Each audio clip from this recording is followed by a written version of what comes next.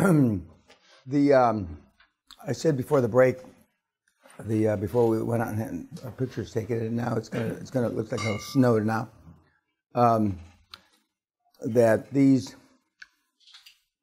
28 hips, if you will, they make company great, were developed at the turn of the century.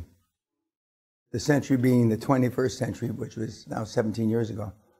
And for the new millennium, and that they still pertain and they still are germane. One, the hedgehog versus the fox. The fox is smart, cunning, but gets caught up in a lot of details, like you. Becoming misdirected and chasing his own tail. Hedgehogs do only one thing and do it well, and nothing else: eat. The best CEOs of all time are hedgehogs. Example, Jimmy Carter was smart, worldly, tackled many issues, and got lost in detail. Ronald Reagan only had one thing on his mind, and it was, for 8 years, Russia. Remove the evil empire, remove the evil empire, remove the evil empire, remove the evil empire. Reagan was a hedgehog. All great hedgehogs have three common traits. One, passionate about what they believe in. Two, recognize that they are genetically encoded for their chosen field of endeavor. They really love what they do. As I've said time and time again since we started this seminar, if you don't love what you do, it gets old early. And three, and somebody will pay them for what they love to do. Two, teams with the greatest sense of vision and impact win. Three, talent-based people are the most important assets of the new economy companies. Four, best question to ask a CEO: why would great people want to be part of your company? Every group I say the same thing. Why would great people want to be part of anything that you had anything to do with? You probably know the answer. YouTubes, why would anybody want to be part of anything you had to do? 5, customers will constantly raise the bar of expectation for companies. 6, the internet is a giant lab experiment for corporate America, and those companies that recognize this and play well within the rules of ambiguity and fluidity will survive and win. Nothing is cast in concrete. I can't believe I said this 17 years ago, because I only got online shortly thereafter. 7, the best form of customer service is self-service. Constantly empower customers to get their own answers themselves. This is a huge differentiator. 8, clock speed of business is constantly accelerating. Time really matters more than money. Money you can sometimes get back, time you can't. Most even bright underestimate the value of time. Think more in terms of return on minute than return on investment. 9, get in the digital game fast, no matter how small. Launch, listen, learn, then relaunch. 10, size is the enemy of speed. Speed to react matters more than size of the company. 11, good leaders make sense of change in the world, then imparts that insight to the team. 12, shifting things. Change when life is good is tougher than when things are bad, but you should constantly be shifting, morphing. We've talked a lot about that. 13, people want to be led by strong leaders, and good leaders are constant students. 14, the job of the CEO is not to be the smartest guy in the room, but to attract other smart guys to work for him. The group brain is far more powerful than the individual brain, i.e. the dream team, your dream team. 15, current accounting and measurement systems, our metrics are outdated for new economy companies. 16, human capital is the new currency of the digital economy. 17, technical change is a subset of greater change, meaning cultural change. 18, good is the enemy of great. There's a book written about that. When we get good, we usually quit. 19, great DNA encoding of people and values, not ideas, in young companies early on will create the truly great and lasting companies later. 20, it is not important what we do, but whom we do it with. Who's getting on your bus? Great companies didn't start with what they planned on doing, but they started out great by who they picked to do it with. People should get on your bus, not for where you are going, but because they like who is riding on the bus with them, i.e. again, the dream team. The bus will also change directions, but the bonds of good people won't. 21, always put your best people on the best opportunities, not the biggest problems. 22, Stockdale paradox.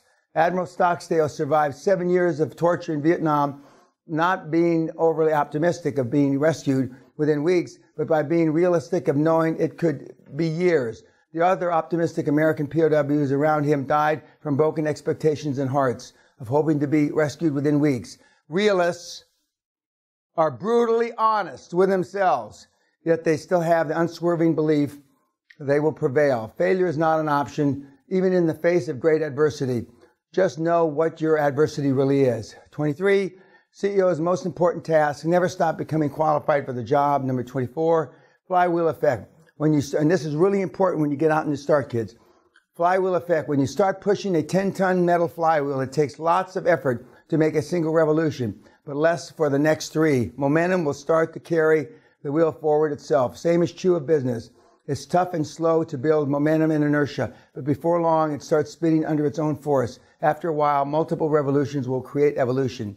25, use technology only after you have momentum, not to create it. Technology is simply an accelerator of momentum, not a creator of it. 26, building a great company means you're building something worthy of lasting. Question, how do you know if your company is worthy of lasting? Answer, does it stand for something great to someone? Remember I said, you want to make $1 billion, change 1 billion people's lives on the planet. 27, dream now and then, they will come true. 28, great companies do 2 things well. Preserves core values and purpose, and 2, changes operating practices, technologies, and culture as needed. Summary, human talent is the currency of the new economy. Good is the enemy of great. Time is more important than money, ROM. Be a hedgehog, unswerving single-mindedness. Know who you want on your bus in work and life. Build something that is worthy and stands for something to someone. Take time to dream. I've told you to focus on the few, not the many. I've told you that if you're not passionate, it'll get old. I've told you to be laser beam focused. These things that I wrote down from that meeting that I alluded to before we went to lunch still have stood the test of time. They have still stood the test of time. In your dream team, you're going to be the hedgehog. You're the one thing and one thing only. But you're going to be the person that's responsible for putting them on the bus off the leverage of your chairman. Like an anchor tenant, 40% of the buildings being leased to British Telecom or IBM, and the other 60% will come. They will follow. But you're the driving force. I said earlier this morning, I can help you become CEO, but I can't make the people respect you. I can't make the people not want to get rid of you. And one word, one sentence can ruin all the preparation that you've been trained by me to accomplish. You have to be, for the first time in most of your lives, the conduit of leadership, the conduit of organization, the conduit of change, not the conduit of status quo. When you follow those tips, it's the only time I use the word tips. I don't like the word tips, as you know. To drive your organization towards the goal line, you'll be geometrically successful. Geometrically. If you don't, well, you know what the alternative is. You know what the alternative is. Now, how does this apply to me, and how do I take action? From this point in the seminar forward, every single thing I say, every single thing that you read up here, every bit that we converse the next 3.5 days, how does this apply to me, you directly, and how do you use it to take direct action? I've already teased you about that you're not going to go through the 8 gigs. That's based on historical fact. It's not because I'm trying to be a stand-up comic. And again, I ask the questions, and I ask the questions of the kids on the YouTube. Why would you read all this stuff, or say you're going to read all this stuff, or say that you're interested in creating generational wealth if you don't use the material at hand? One of the biggest complaints that the kids from YouTube give me about all the free material, and they don't have the 8 gigs, is where do I start? There's 600 or 700 pages on my website. Where do I start? The two least used pages on my website is, how do I get the fucking money? That's the most important. And deal flow. So if those are the two least looked at pages on my website. How do you get the fucking money? And deal flow. What the fuck are you looking at? Because without the fucking money, there's nothing. The third least looked at page is, do I have to be an alpha male? Podcast. You don't want to know the answer. And the fourth least is QLA for me. So the four most important pages on my website are the least looked at.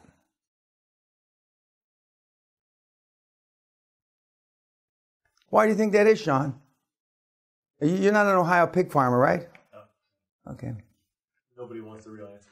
Correct. Oh, thank you. Thank you. Yes, you don't want to know the real answer. You just want to take up time. And you want to pretend. You want to procrastinate.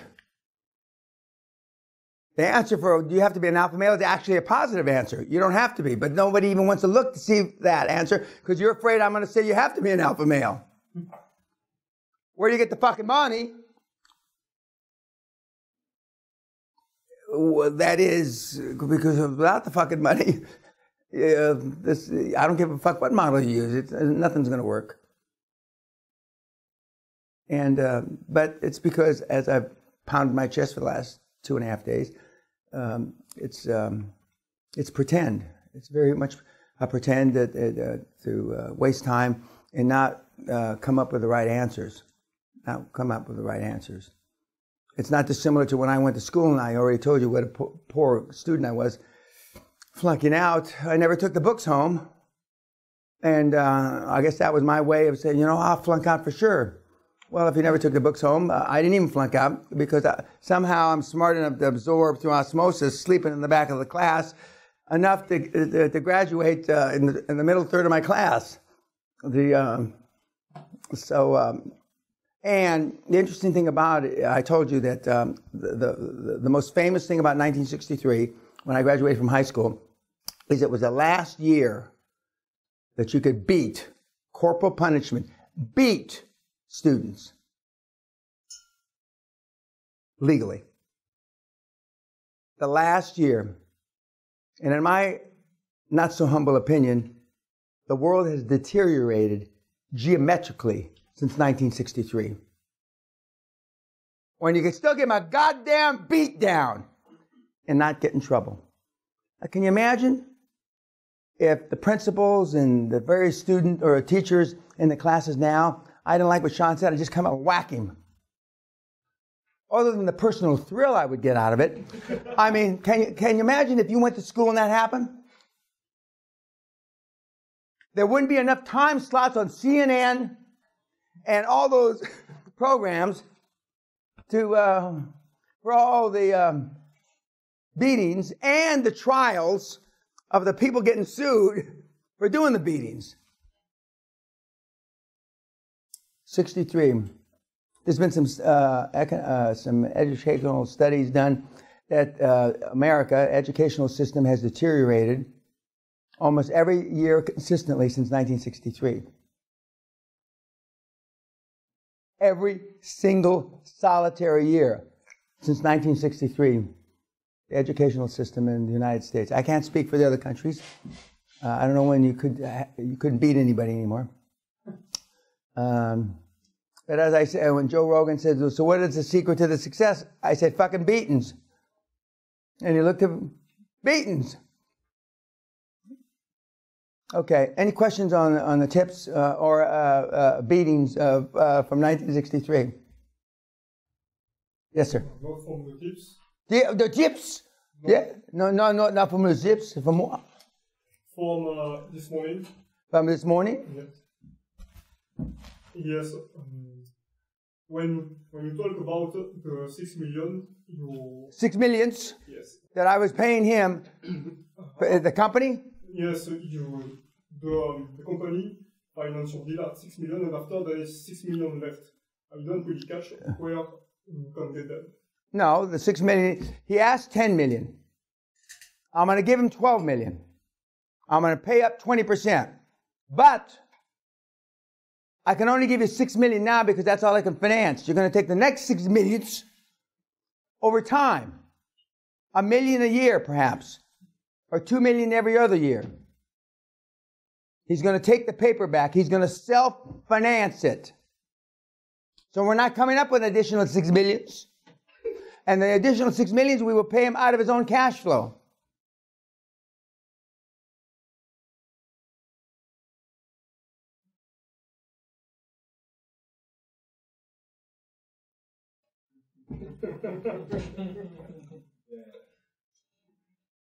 Understand? Yes. Do you really think he understands, kids? If you're going to be paying him a million afterwards every year, The company's got to make the million. that's what I was going to say. Okay, you don't make that offer unless you look at the asset base, and you don't just say, "Oh, I think that I'll," No, that's why most of you kids would know a deal of a bitch in the ass. Yeah, that's right. It's just like most of the snowflakes will go out with any woman that'll let them put their little penis in them. A little weenie. Yeah, a little weenie. I mean, pathetic. You think I ought to give him the dribble down the inside of their mama's thigh? No, I don't want to say that on YouTube. I love mamas.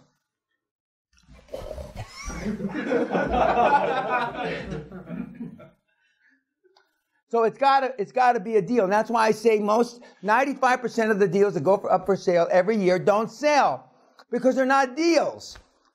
No bank's going to finance them. The deal that I just described, the banks will finance because they perceive that real purchase price is only half, or actually 60%, the 6 million. And the business is probably only worth 4 to begin with. I mean, that's just it. And I mean, the kids are laughing, but it is funny. I mean, there's so much money. I mean, some smart ass one seminar ago said, yeah, what about the guys that do work 15 hours a day and can barely put food on the table? And there are people like that. God knows I know, okay? But just as Bill Gates in the slide from this morning, you can be born poor. That's not your fault. If you die poor, that is your fucking fault. It's just like my daughter says, Dad, I chose to be born to a rich family. Okay, Kelly, I hope you heard that. Ciao.